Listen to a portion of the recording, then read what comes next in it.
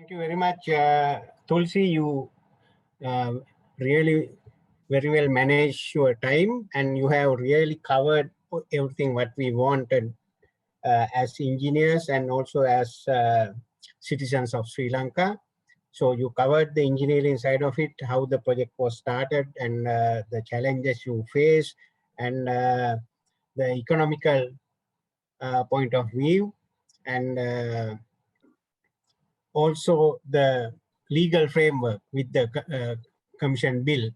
So everything was very well covered, and it was a lot of information, new information, and I have thousands of questions to ask, but with the interest of time, let me take one by one what our participants have raised. And before I go into participants, now you have mentioned about the direct economic benefits like employment generation, support for the GDP increase, and then support for the balance of payment, foreign direct investments, all these things. And also the ownership of the Sri Lankan government, the entire reclaimed land, which is, kind of not the picture many Sri Lankans would have at the moment. So it is the 1.4 billion investment which the Port City Company has made, and it is for 99-year lease. This is the international best practice, and out of which we are going to have a world-class man-made city, similar to Singapore and Hong Kong. So this is the beauty, because we hear all those international best practices and also the high-end international trading facilities, which are going to be there in the, as you said, in the backyard, and also the small and medium enterprises, the benefits which they will get without having to, air courier or sea, use sea cargo, etc., to export their products, kind of thing. So there are so many benefits we can see out of this, and I sincerely hope that until 2041, there won't be any other breaks like we had in 2015. So if this goes on a smooth path, I guess by 2041, this project can be finished, completed, and citizens of Sri Lanka will get the benefits. So there were a couple of questions. The first question was, as per the original project timeline, completion of beach, marina, and Central Park should be completed by end of 2021. Are we on target? Please enlighten us the technology infusion plan as well. Yeah, so yes, we are on target. In fact, the beach is ready as we speak now, but because it's a construction site, access needs to be carefully thought through to ensure safety of the people who patronize. So most probably it will be open before end of the year. There had been certain amount of delays due to COVID, but again on track, failing which, if you are not able to open it for public before end of the year, it would be made available by first quarter next year. Yeah, the second part of the question was enlighten us the technology infusion plan. See, this is a futuristic city, right? So all the smart city elements have been thought through. So we are in discussions with Sri Lanka Telecom and Dialog. They will lay fiber optics within Port City for all 74 plots. And we have also got on board a smart city consultant to ensure that in common areas where people will patronize, the required technology is available. At the same time, what you need to be careful also, this city development will take 25 years and technology gets outdated quite soon. So we need to ensure that whatever we implement is quite futuristic, and two is that be able to adapt quite fast, quite quickly. So we hope the once dialogue, there is provision for 5G rollout, for instance, within Port City. So all those provisions have already been thought through, because we want to be relevant in 25 years when the city is completed. Thank you, Thulci. So I hope the participant was clear who raised that question. Next question is, how about the plan for development of outside infrastructure to access Port City like road and railways? Yeah, so I think it's a good question. Few things have already, so when we are developing or that concept, during the conceptualization stage, it was important that, yes, we give a lot of thought in terms of the internal transportation, but then the connectivity to the rest of Sri Lanka is quite important.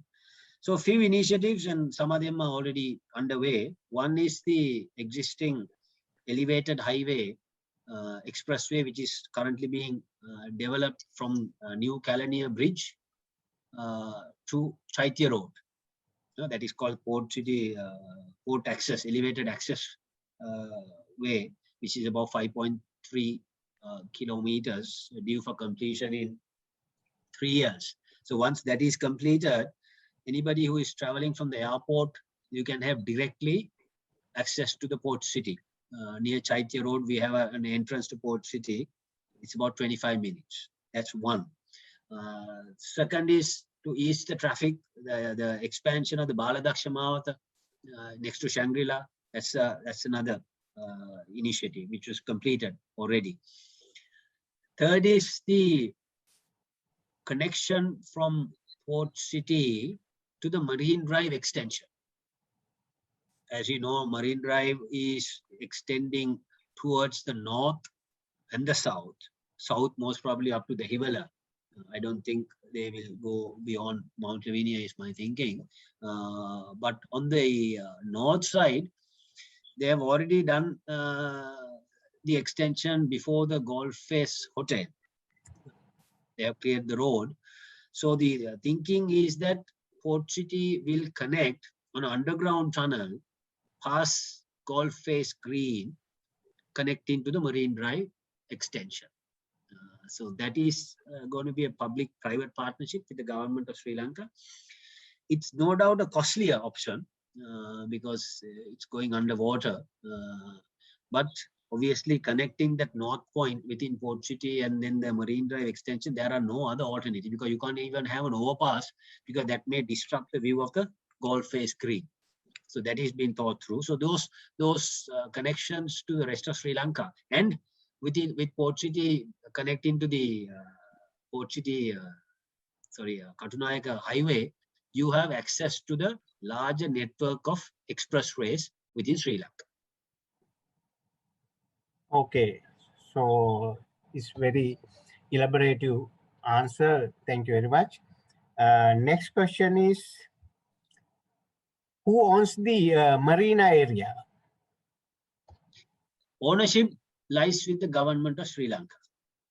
But the land, there has been, I said, 116 hectares have been land given for Port City on a 99-year lease. The marina land parcel is owned by us for us to monetize. In fact, we are already in discussion with a potential investor to develop the marina. Because for the city to develop, as you would know, it's quite important that the marina, yacht marina, is developed, and also it has to have carry a decent international brand to operate the marina. Okay. Right. So we will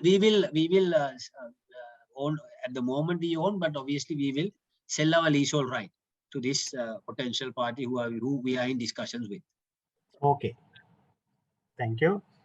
Then next question is, with respect to sand scooping in a pre-selected area, some divers are claiming that floating sand carry away over 15 miles away underwater and landing on corals, thereby destroy the marine environment. Are you aware about this, and do you have any corrective action? I learned this even in the Dubai Palm Islands. There was also significant kind of criticism from environmentalists, saying the marine environment get damaged, and I know you talked about dredging, etc., but the surrounding environment resulting in changes to area wildlife, coastal erosion alongside sediment transport and wave patterns. Like, there were some literature about the Palm Islands. So the question is about that. What's your answer for that?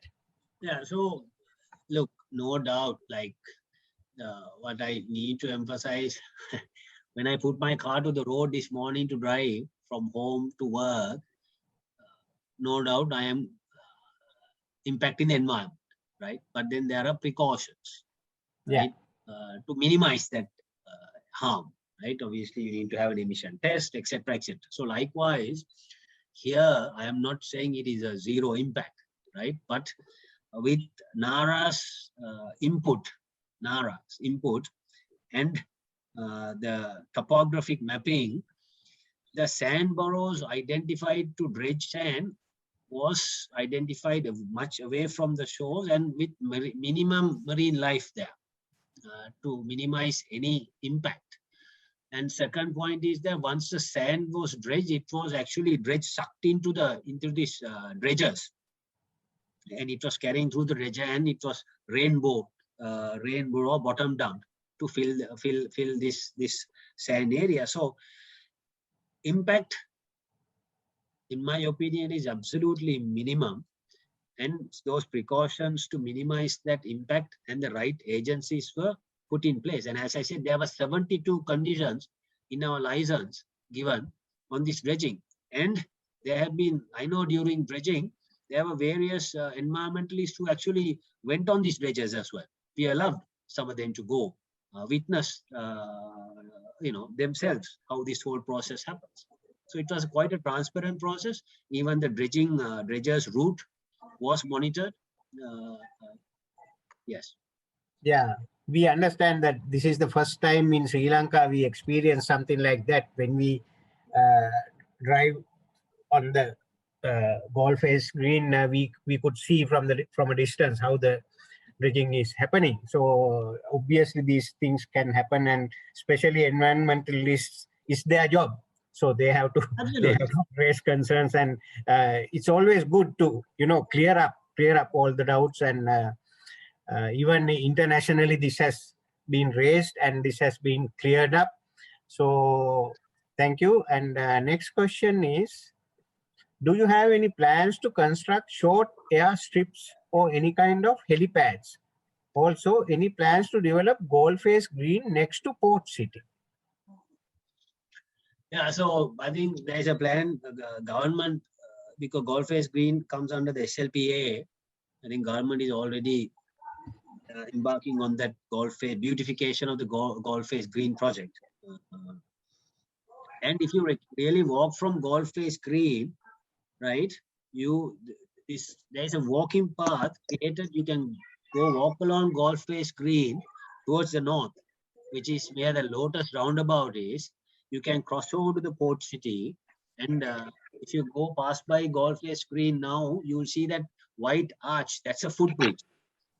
You can cross over from that footbridge and directly access Port City, a 2-kilometer beach. So that seamless integration between the Ghawl Green and Port City is created, not by vehicular, even by foot. Okay, so you don't need permission to go there, right? No, not at Okay, all. there's no security point. Yeah, it is not a gated community. And Okay, as I said, the access from Golf Face Green itself have been created.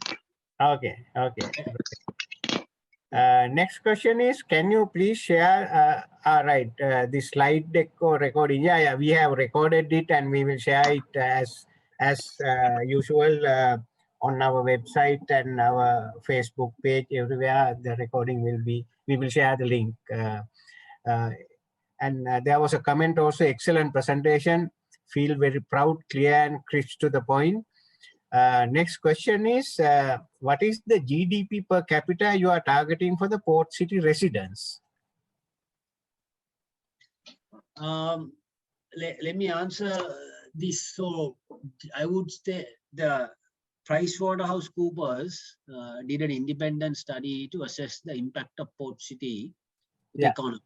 So they calculated impact to GDP in 2 ways.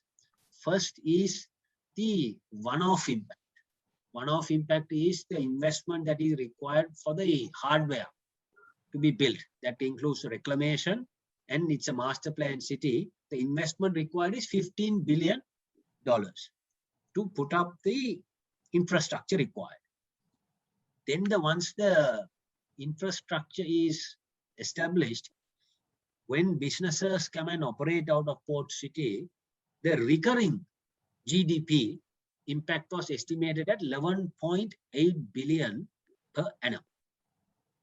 So our GDP is 90 billion now. So that's the recurring GDP once the city is fully operational.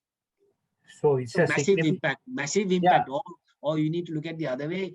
If we are not successful, it's a lost opportunity. Okay, okay. And it's a massive percentage, right? The GDP contribution at the end of the project. So it's over 10%. Correct. Yeah. From a 269 hectare land. Absolutely. When you compare to 65,000 square kilometers, right? Yes. Yes. You need to calculate like that. Yeah. Yes. And thinking is also, Dr. Lalit, is that look, like the Board of Investment export processing zones which started in Kadunayaka initially. Now we have about a dozen, right? Even the Port City SEZ law provides that flexibility to extend the area of authority beyond Port City to apply that law. So learnings we have, the government will have in testing some of these policies, futuristic policies within Port City, laws, regulations can be adapted selectively in rest of Sri Lanka. Okay, okay. Yeah, understood. And when you talked about the utility requirement, we have all our electrical engineers in this forum as well from CB, and I hope telecom facilities will also be obtaining from our service providers, internet service providers, and also we have water board engineers within us, and it's a massive project. And you talked about LNG plant and contribution from that as well for the initial requirement, right? So it's a massive engineering marvel. I would say we could see in that video and your pictures. There's another question. As an engineer, as well as a citizen in Sri Lanka, what about the eligibility criteria to work in Port City? You can work in Port City, no problem. You can do two things. One is, as an engineer, you can work for another company within Port City. Yeah. As an employee, or as an engineer, you can set up your own company within Port City to provide engineering services for companies within Port City and outside Port City. So there's absolute opportunity. And if you're an employee of a company in Port City, you'll be remunerated in foreign currency. Okay.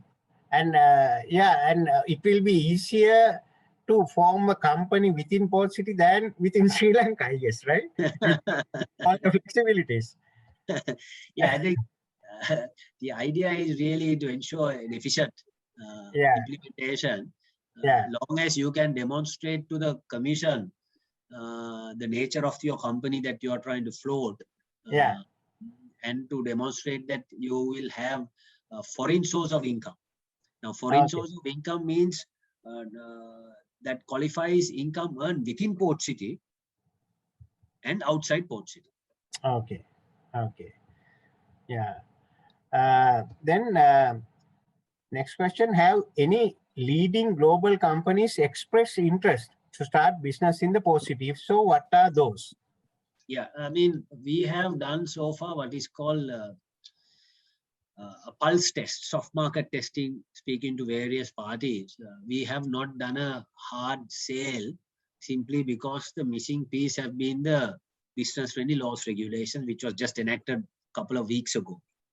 As I mentioned to you now, we are confident that we can have some of these serious discussions with some of these global brands, and which we will do that. We have a rollout plan.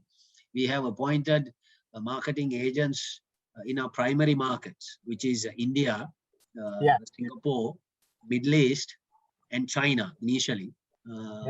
Once the borders are relaxed, we will have physical road shows. Until such time, we will be promoting this virtually. Okay. Right. Then next question, if a Sri Lankan living outside the Port City area but working for a company established within the Port City, how does that work? Which laws are applicable and any special considerations, and how remuneration are paid? I think you cleared some of them, you can reiterate.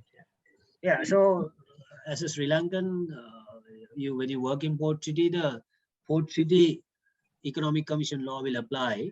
So currently it's a framework, but all it says is that you'll be governed by a contract with the employer, and you will be paid in foreign currency with a zero income tax. You will not have to pay income tax because that is considered foreign earnings.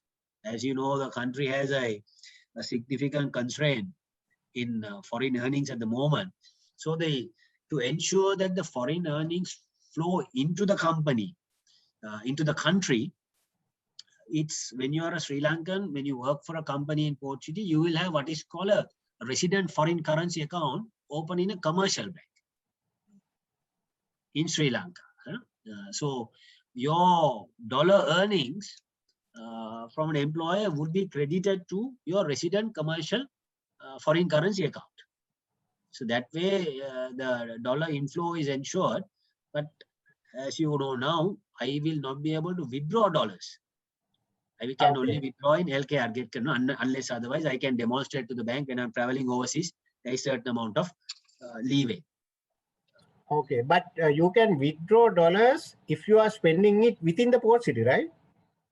Can you? No, as a citizen, Dr. Lai, you will, because within Port City you will not have private banking. Right. So your private banking would be your typical commercial bank with a resident foreign currency account.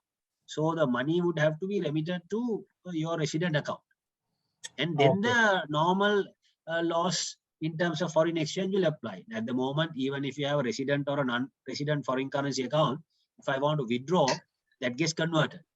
So same process will happen. Right. But I think that restriction is imposed because of our existing foreign exchange reserves are constrained. But as we develop those reserves, I'm sure some of these restrictions will be relaxed. Even to answer your question, look, if I'm earning in foreign currency, I should be able to withdraw and spend with Port City.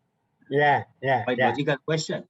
Yeah, and if all the facilities and entertainment within Port City is accepting foreign currency, why not what I earn from my own salary, I withdraw and I go and enjoy. Correct. Next question is, you can see the interest by our participants. We had 55 maximum participants at one point. Now see 820, still 48. I expected that the same interest. So next one is the port city governed by the law of Sri Lanka, who is the freeholder issuing leases? Yeah, it is. It is part of Sri Lanka. It is part of Sri Lanka Colombo administrative district. Yeah. The owner is Government of Sri Lanka. Land at the moment is vested with the UDA, Urban Development Authority.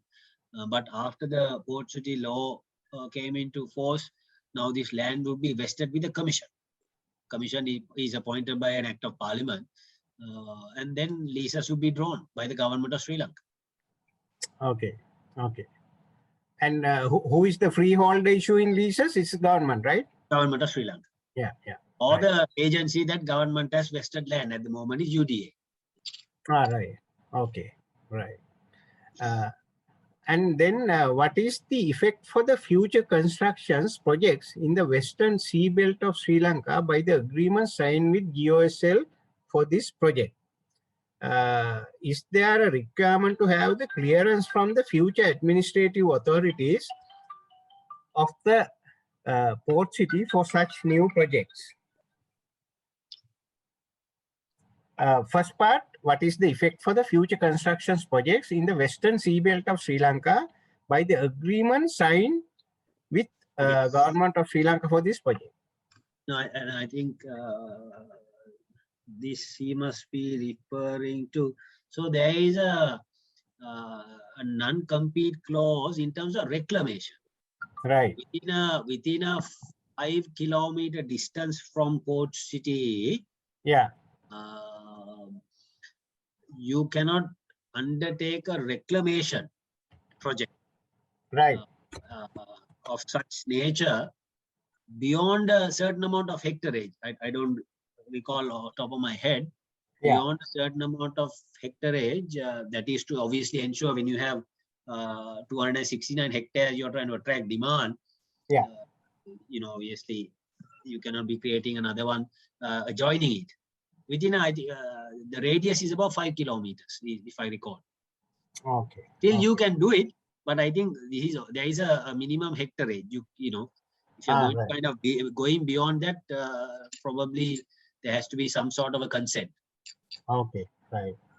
And the second part of that question, is there a requirement to have the clearance from the future administrative authorities of the port city for such new projects? No. As I said, No. long as you're not breaching that requirement, there's no issue. Right. And at the moment, the last question in the chat box, what will be the opportunity for local construction companies in port city development? I think massive. Yeah. Because see, reclamation, we really don't have much expertise as Sri Lanka because we haven't done it before. But during this process, what we ensured is that our engineers were working along with the Chinese, right? To that know-how transfer, knowledge transfer happened. Right. But in terms of the construction, we have the capability. So when the vertical towers come, I am sure there'll be adequate, plenty of demand for local construction companies to compete. Right. Okay. And those construction companies, when they provide their services to Port City, it will be deemed as an export. Right. Okay. So these construction companies will be paid in foreign currency. Right. And Thulci, how you spell your company name? CHEC? Short. CHEC, Port City Colombo. CHEC stands for China Harbour Engineering Company, which is our parent. I know. Yeah. So you don't call it CHEC or what? No, they call it CHEC calls. No problem. Yeah. Right. Okay. Right. CHEC or CHEC Port City. Okay. Right. So it's 8:25. Last 5 minutes. If anyone has, I can see another question coming in. In IT and KPO sector, is Port City target to attract only their headquarters? No, so headquarter business is a separate business, yes, but IT, KPO, we feel is going to be one of the priority sectors within Port City. And if we were able to attract some of those big brands to come and set up in Port City, like recently HCL out of India came to Sri Lanka. and they've scaled up from initial 500 staff to their plan is to scale up to about 5,000 now. Right. So likewise, I think there'll be a great opportunity for some of these IT companies, KPOs and BPOs. Okay, okay. And I learned that this is our first man-made island in Sri Lanka, but in the world there are about, I think, hundreds of this type of investment initiatives, right? You call by many names. Those are, yeah, but these are the trends in most of the countries when you have lack of natural resources, right? A country like Sri Lanka, we have only graphite as a natural resource. I learned so attracting FDIs is the one of the best options, I guess, to recover our deficits, financial deficits. So yeah, I mean, as a small island nation, we cannot be catering to a 20 million population. Yeah. So as you correctly said, one is attracting foreign direct investment. Second is promoting goods and exporting goods and services. Yes, yes. Port City is a services oriented SEG. So the idea is really to promote your services, export. Yes. Yeah, understood. So I think with that, it's 8:28, so we exactly spent 2 hours. And I really appreciate your wonderful presentation and big knowledge sharing. I think our engineers really enjoyed it, and it was okay. There is another question. What is the measures Sri Lanka need to strategically align human resource development to supply the, hold on.